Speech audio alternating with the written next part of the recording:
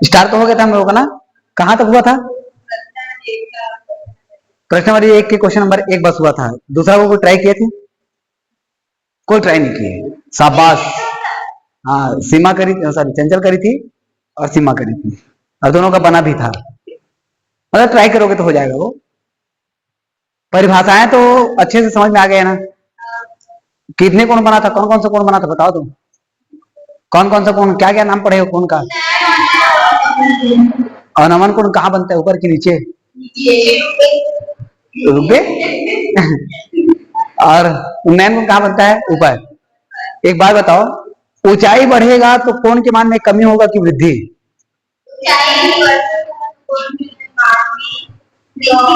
वृद्धि होगा। ऊंचाई बढ़ेगा तो कोण भी बढ़ेगा, दूरी बढ़ेगा तो कोण घटेगा। ठीक है, उन नियमों को याद रख लेना क्योंकि वो 1 नंबर के लिए आ सकता है। ठीक, चलो फिर क्वेश्चन नंबर 2 बताओ। दूसरा शुरू करें ना, सीधा शुरू करते हैं, फिर दूसरा ये बताते हैं आप लोगों को। बताओ क्या कह रहा है क्वेश्चन नंबर 2?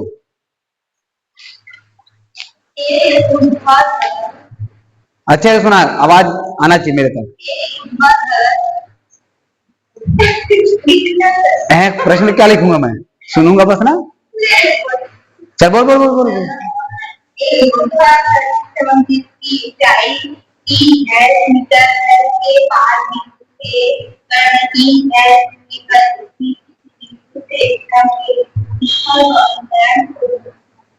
चलो अब सुनो क्वेश्चन नंबर 2।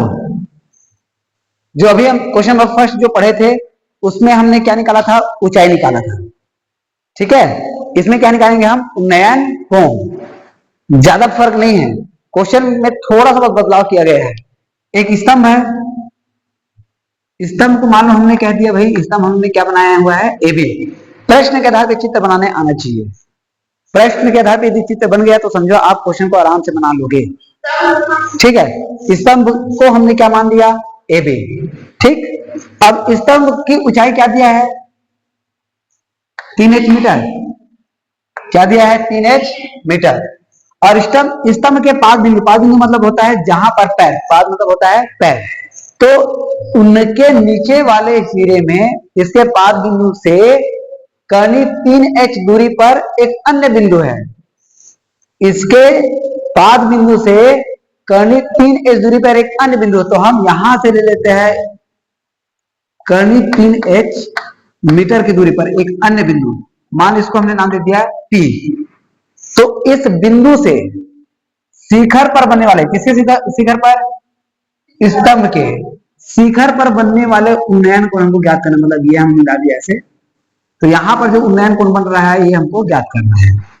ये बन गया हमारा चित्र। ये क्या है? स्तंभ है। ठीक, अब इसको आपको शब्दों में दर्शाने आना चाहिए, और कुछ दर्शाने आना चाहिए, ऐसा वाला एक्स्ट्रा दिमाग लाना है, बात वाला नहीं है। आपको केवल ये देखना है ये क्या है? ये भी स्तंभ है, तो उसको शब्दों में बताना है। स्तंभ की ऊंचाई, स्तंभ की ऊंचाई AB बराबर कितना दिया है? 3h metre. स्तंभ से बिंदु की दूरी,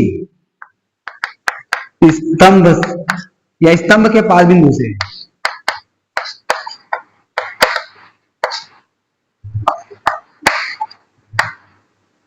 अन्य बिंदु की दूरी क्या दिया है? दूसरे बिंदु दिया है, किसी बिंदु दिया है, तो किसी को ही हमने क्या कह दिया? अन्य। कोई दिक्कत नहीं, अन्य बिंदु की दूरी BP बराबर करनी 3h मीटर। उन्नयन कोण, उन्नयन कोण यहां पर बन रहा है P पर, तो उसको हम क्या मानते हैं? हमेशा थीटा। थीटा का मान हम क्या करेंगे? ज्ञात है क्वेश्चन को। इतना करने के बाद आप सीधा इंटर करोगे त्रिभुज के अंदर। त्रिभुज क्या दिख रहा है? आप पर डिपेंड करता है ना, नामकरण आप अपने से कुछ भी कर सकते हो। तो अभी हमने क्या नामकरण किया है? ABP। हो सकता है आप C नामकरण कर दे, तो आप लिखेंगे ABC जैसे चाहो आप। तो तो ये हमेशा कौन सा त्रिभुज बनता है? समकोण। इस बात को ध्यान दे रहना है, ये कौन सा त्रिभुज रहेगा? समकोण। क्योंकि स्तंभ तिरछा नहीं रहेगा, स्तंभ कैसा रहेगा? सीधा। सीधा मतलब कितना अंश बनाएगा वो? 90 अंश। मतलब कौन सा त्रिभुज रहेगा? समकोण। तो समकोण त्रिभुज ए बी पी में, अब आपको दो चीजें बताया था, क्या दिया है और क्या निकालना है। तो यहाँ पर तो दो चीजें दे दिए गए हैं, तो क्या क्या चीजें दिया हुआ है? तो त्रिभुज के अकॉर्डिंग हम देखें तो त्रिभुज के अकॉर्डिंग ये है त्रिभुज की लंब और ये है त्रिभुज का आधार। तो लंब बटा आधार। अब मान लो आप पहले ये सोचते हो कि आधार और लंब, तो लंब बटा आधार यदि आप लगाएंगे तो वहां पर लगाएंगे टेन थीटा, और यदि आधार बटा लंब लगा दिए तो वहां पर क्या लगाओगे? Cot theta. तो हमेशा कह रहा हूं कि मैं, जब भी आप लगाओगे तो लंब बटा आधार लगाना, चाहे कुछ भी दिया हो। क्या बोला, समझ में आया?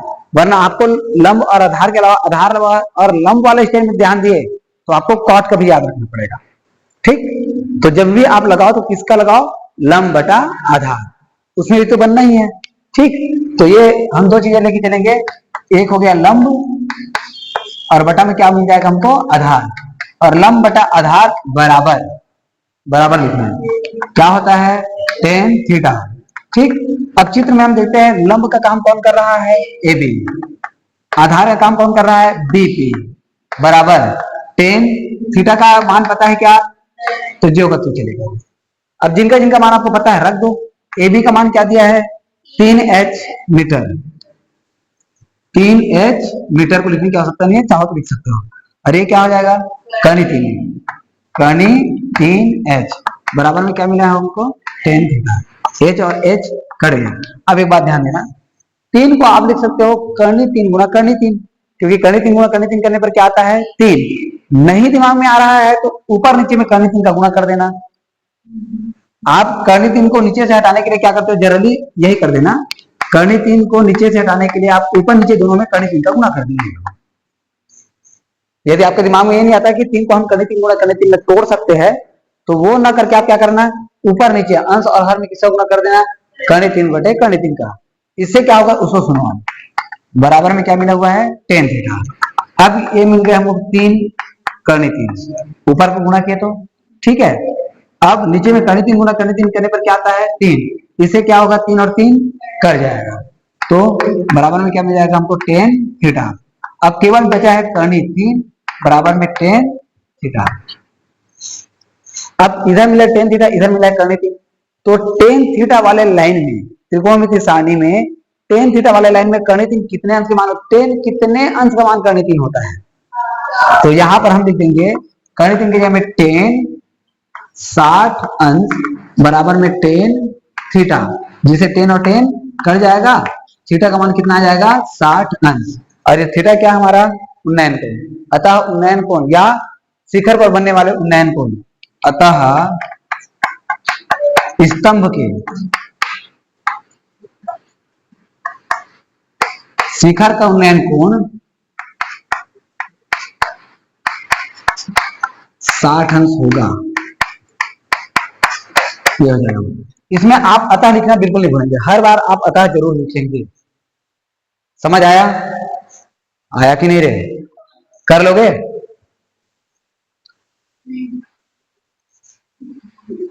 एनर्जी तो लॉस होके लग रहा है, अभी आए हो घर से, करो सीधा।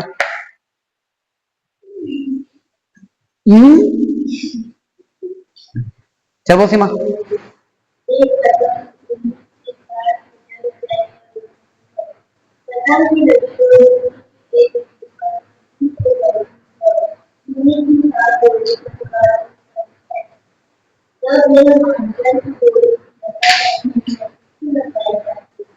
इतना स्लो आवाज में तो इससे ऐसे पत्ता पलटने का आवाज आ रहा था तेरी आवाज से।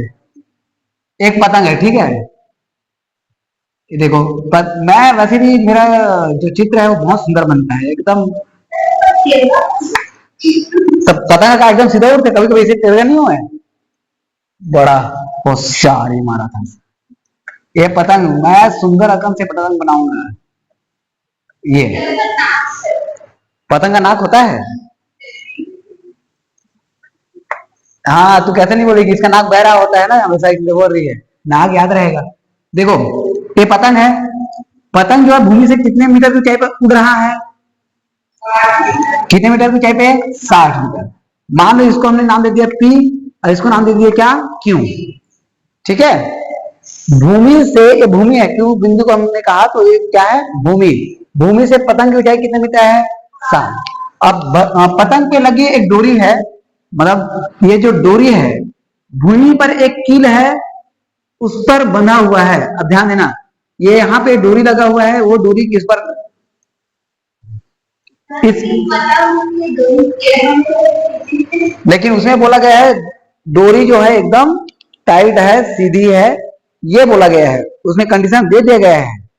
ठीक, और कौन की तो टेढ़ा मेढ़ा रही थी, पतंग जब एकदम स्ट्रेट उड़ा रही थी ना तो रस्सी भी एकदम सीधा रहती है, कौन जब बीच में इसी टेढ़ा रही है। देखे हो पतंग का डोरी, देखे हो कभी? इसमें लगा रहता है जब ना, तो डोरी एकदम सीधा रहता है। अरे वो ऐसे ऐसे हुई, लेकिन डोरी तो सीधा चली ना। ठीक है, एक आगे उड़ा देख दे। तो ये जो डोरी है किसी कील से लगा हुआ है या बंधा हुआ है और ये एकदम सीधा है बोला गया है। ठीक है, तो ये जो डोरी है जमीन के साथ कितना अंतर कोण बना रहा है? अगर बोला है देखो कितना अंतर कोण बना रहा है? 30 अंश। क्या बोला, समझ में आया? यहां पर ऊंचाई कितना दिया हुआ है? 60 मीटर। और हमको क्या निकालना है? पतंग पे लगे डोरी की लंबाई। मान लो हम इसको नाम दे देते हैं आर, तो एक्चुअल में हमको इस त्रिभुज के अकॉर्डिंग देखे तो हमको किसका मान निकालना है? क्यों का मान निकालना? अच्छा, आधार ये डोरी है, आर केवल एक कोण है। डोरी क्या है? डोरी की लंबाई क्या है? चित्र में बताओ। कौन? क्या नाम बताओ, नाम बताओ मुझे। ये पी क्यू लंब है, पी आर क्या है? कर्ण। मतलब कर्ण का मान हमको ज्ञात करना है। समझ आया? ऐसे ही आपको समझना है चित्र के आधार पे। चलो अब इसका थ्योरी बताओ। थ्योरी मतलब हम इसको सब... हाँ, ये भी बात सही बोली, साइन की लगी। तो मैं बोला क्या था, 2 या 3 क्वेश्चन ऐसा रहेगा, केवल 2 ही क्वेश्चन ऐसा है, एक क्वेश्चन और एक पेड़ वाला क्वेश्चन, उदाहरण नंबर 1 या 2 है। ठीक है, वो दोनों क्वेश्चन में बस साइन या कॉस लगाएंगे हम, बाकी सब में आपका केवल 10 लगेगा। सबके सब क्वेश्चन में एक पेड़ टूटा हुआ है बीच से, वो वाला एक प्रश्न पढ़ोगे जिसमें आप लगाओगे साइन का, और एक इसमें भी क्या लगाओगे आप? साइन का। बाकी पूरा क्वेश्चन में आप लगाओ केवल 10। ठीक है, इसीलिए 10 का अच्छे से याद करने की बोला था। चलो भाई, पतंग की ऊंचाई, पतंग की ऊंचाई क्या है अपने हिसाब से देखे तो पी क्यू, ये लिखना नहीं भूलेंगे। पी क्यू का मान कितना मीटर है? 60 मीटर। उन्नयन कोण, उन्नयन कोण थीटा का मान कितना अंश मिल गया है? 30 अंश। कभी कभी आप यदि डायरेक्टली दर्शाना चाहो पी आर क्यू, ऐसे कोण पी आर क्यू, तो भी सही रहेगा। पुस्तक में आप देखोगे ना, उदाहरण जितना बनाया, हम तो इतना डील कर रहे हैं या मैं इतना डील करके बता रहा हूं, पुस्तक में कुछ भी नहीं, सीधा पुस्तक में क्या बोलेंगे? पी क्यू बराबर 60 मीटर, कोण पी आर क्यू बराबर 30 अंश, डोरी की लंबाई ज्ञात करना है, क्वेश्चन मार्क, खत्म। तो आप बहुत सारे शब्दों को दे रहे हो, आप इतने सारे शब्दों को इसमें जोड़ रहे हो, ऐड कर रहे हो, तो ये क्वेश्चन की खूबसूरती को बढ़ा देगा, 4 चांद लगा देगा। ठीक है, मतलब ये क्वेश्चन को अच्छे से आपको एक्सप्लेन करने का तरीका है। यदि इतना आप करेंगे ना तो चेक करने वाले को ना क्वेश्चन पढ़ने की जरूरत भी नहीं पड़ेगा, उस ऐसे ही देख के समझ में आ जाए कि ये दिया है, हमको निकालना है। डोरी की लंबाई, डोरी की लंबाई पी आर बराबर क्वेश्चन मार्क। ठीक, फिर से हम त्रिभुज में एंटर करेंगे। त्रिभुज का नाम क्या है? वाह, समकोण त्रिभुज का नाम क्या है? P Q R, P Q R में फिर से ध्यान देंगे क्या दिया है, क्या निकालना है। मान लो हम कर्ण बटा लंब रख दिए, कर्ण निकालना है, लंब हमको दिया है, कर्ण बटा लंब, तो वहां पर क्या सूत्र लगाना पड़ेगा? कोसेक का नाम। कोई दिक्कत नहीं होगा उसमें, लेकिन आप दो तीन को कंफर्म कर रहे हो तो उसी के आधार पे ही सूत्र लगाना, क्योंकि वो आप पर डिपेंड करता है। चाहे आप लंब बटा कर्ण लगाओ या कर्ण बटा लंब, वो आप पर डिपेंड करता है। ठीक, तो हम क्या लगा देंगे यहाँ पे, लंब हमको दिया है और कर्ण हमको निकालना है, लंब बटा कर्ण। किसका सूत्र होता है, साइन थीटा। चलो भाई, चित्र में लंब का काम कौन कर रहा है, पी आर कर रहा है। देखो कौन कर रहा है, पी क्यू। और कर्ण का काम कौन कर रहा है, पी आर। बराबर में साइन थीटा का मान कितना अंश रखना है, 30। टी क्यू का मान पता है कितना, देख लो अच्छे से। टी क्यू का मान कितना दिया है, 60। अंश नहीं है, मीटर है वो। और नीचे में क्या दिया है, पी आर, इसका मान पता नहीं है। अब साइन 30 का मान क्या होता है, 1/2। Very good, 1/2। फिर गुना कर दो, पी आर का गुना एक के साथ करेंगे तो पी आर, इसका गुना इसके साथ करिए और इसका गुना इसके साथ कर दो।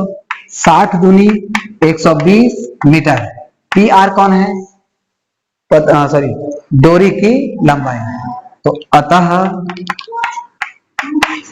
डोरी की लंबाई 120 मीटर है।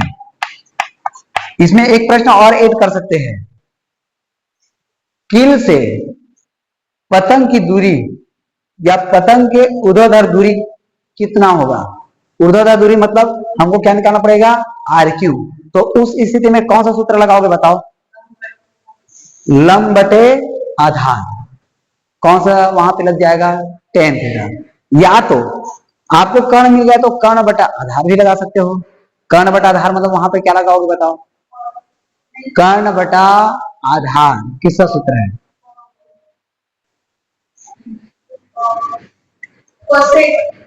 कोसेक तो कर्ण बटा लंब होता है। कर्ण बटा आधार किसका सूत्र है, एल हो गया। तो सेक का सूत्र है। देखो अभी पढ़े हो, भूल रहे हो, कर लोगे अब। अरे कुछ कहा करो यार, एकदम ऐसे कहा। चल ठीक, चल बनाओ। हाँ, जो बना रहे थे उसमें एक ही चीज दिया था, या तो स्तंभ या तो मीनार या तो पतंग, जो भी था। यहां पे आपको दो चीजें दिया है, एक भवन और एक मीनार। तो प्रश्न थोड़ा सा अलग बनेगा, तो ध्यान से समझो। प्रश्न नंबर 4, चित्र बनाना है हमको। चल सुना, आवाज आना चाहिए यहां तक।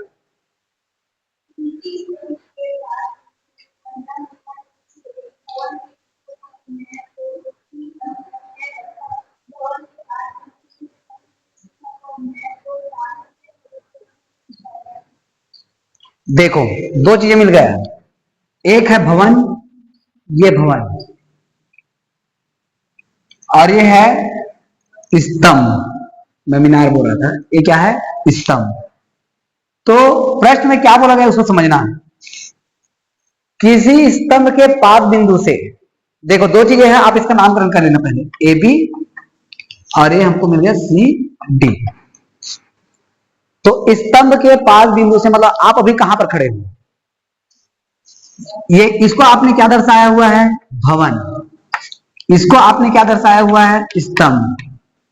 स्तंभ के पाद बिंदु आप कहां पर हो अभी, नीचे नामकरण तो हो गया है, नाम बताओ कहां पर हो अभी, डी। स्तंभ के पाद बिंदु से 15 मीटर ऊंचे भवन के शिखर का, 15 मीटर ऊंचे भवन के शिखर का, ये 15 मीटर किसकी ऊंचाई है, भवन की। मतलब आप ये भवन की ऊंचाई कितना डाल देंगे, 15 मीटर।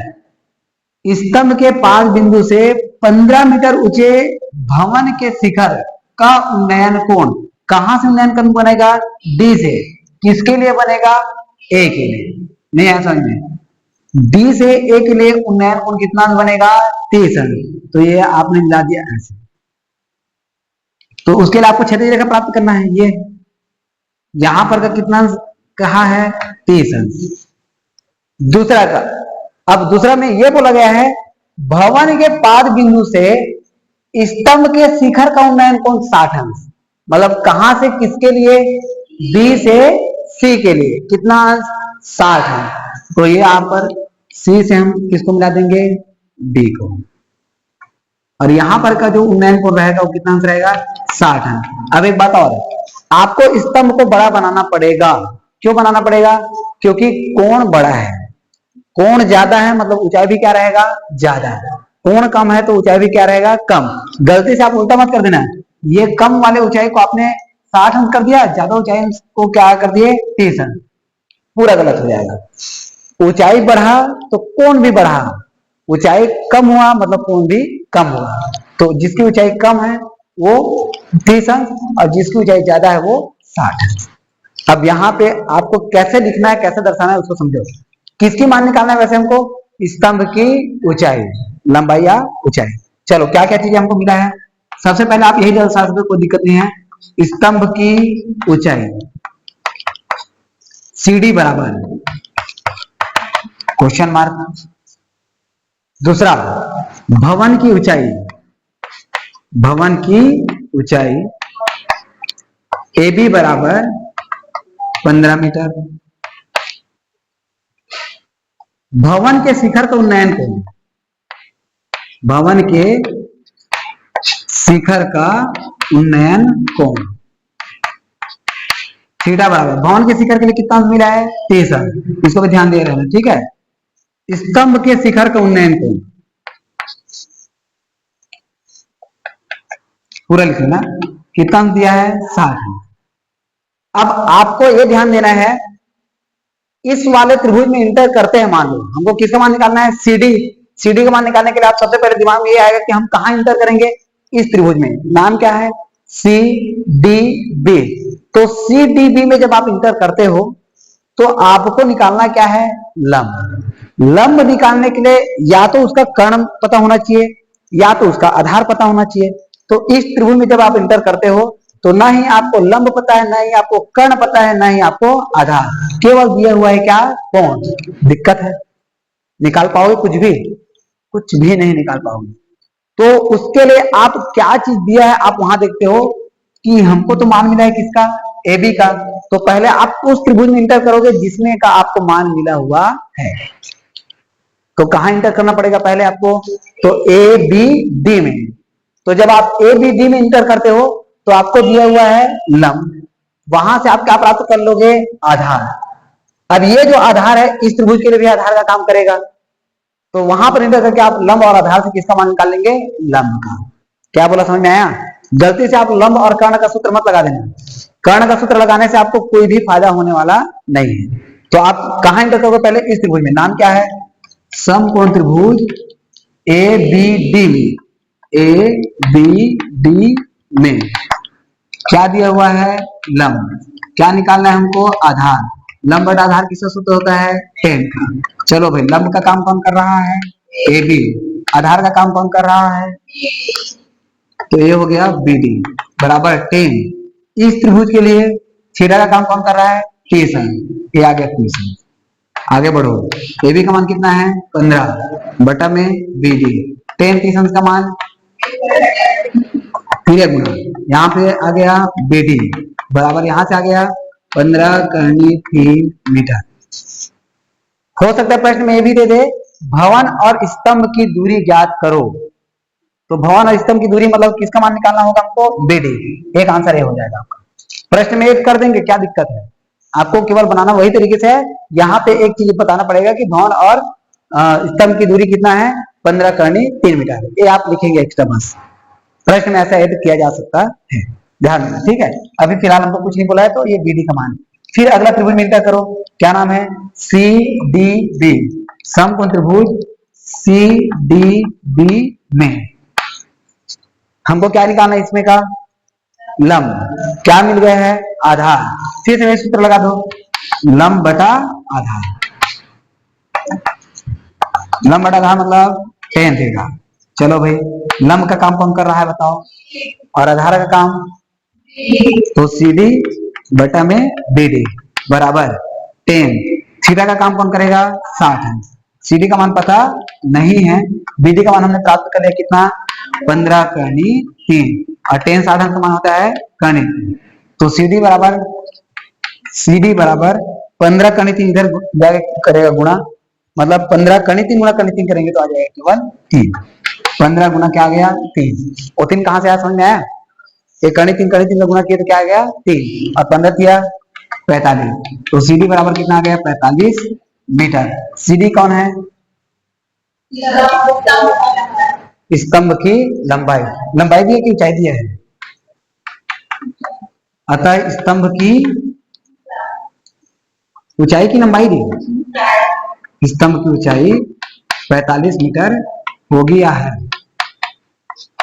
ये ऐसा कर लोगे, इजी है, सरल है बहुत। तो चौथा का जैसे आपको पांचवा का चित्र और प्रश्न बना के लाना है, उसको मैं बिल्कुल थोड़ा सा भी हिंट नहीं करूंगा, आप अच्छे से प्रश्न पढ़ना, समझना, फिर उसको बना के लाना, ना बने कोई दिक्कत नहीं, लेकिन ट्राई करना है। और उदाहरण 1 2 3 जितना तक आपसे बनता है वहां तक तो आप ट्राई करके आओ। ठीक, आज के लिए इतना ही करते हैं, बाकी सब कर